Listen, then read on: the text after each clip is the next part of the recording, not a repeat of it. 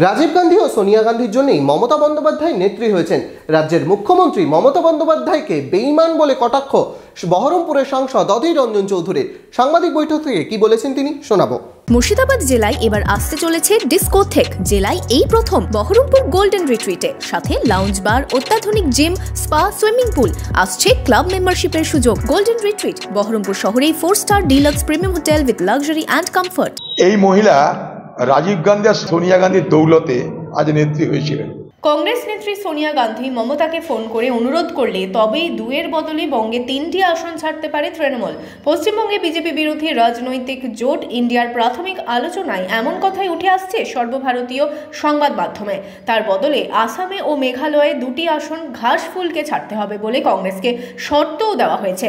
এসবের পরেও তৃণমূলের কোনো প্রতিনিধি কংগ্রেসের কাছে যাবে না, কংগ্রেসকে আসতে হবে তৃণমূলের কাছে। আর এই শর্তই ইগোতে লেগেছে প্রদেশ কংগ্রেসের সভাপতি অধীর চৌধুরীর।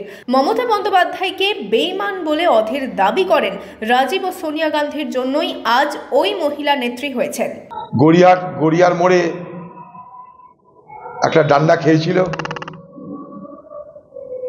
যতটা রক্ত না পড়ে তার থেকে বেশি নাটক হয়েছিল, সবাই জানে এগুলো। আমরা ছেলেটেলায় পড়েছিল, অস্বীকার করছি না। রাজনীতি করতে সবাইকে মার খেতে হয়, জেল খাটতে, আমরাও খেটেছি, মার খেয়েছি। কিন্তু একটা মহিলার উপরে আক্রমণ হওয়ার কারণে রাজীব গান্ধী এই মহিলাকে যুব নেত্রী বানিয়েছিল।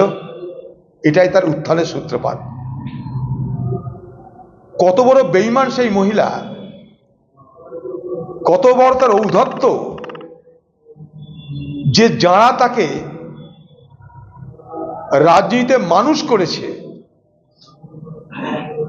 ঔদ্ধত্য অহংকারের প্রতিফলন এখানেই, যে তাদেরকে বলছে ফোন করতে।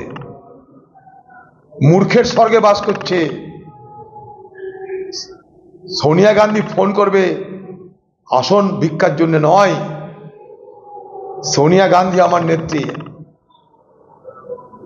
বাংলার মুখ্যমন্ত্রী মমতা ব্যানার্জি, আপনার ঔদ্ধত্যের আজ নয় কাল পতন হবে।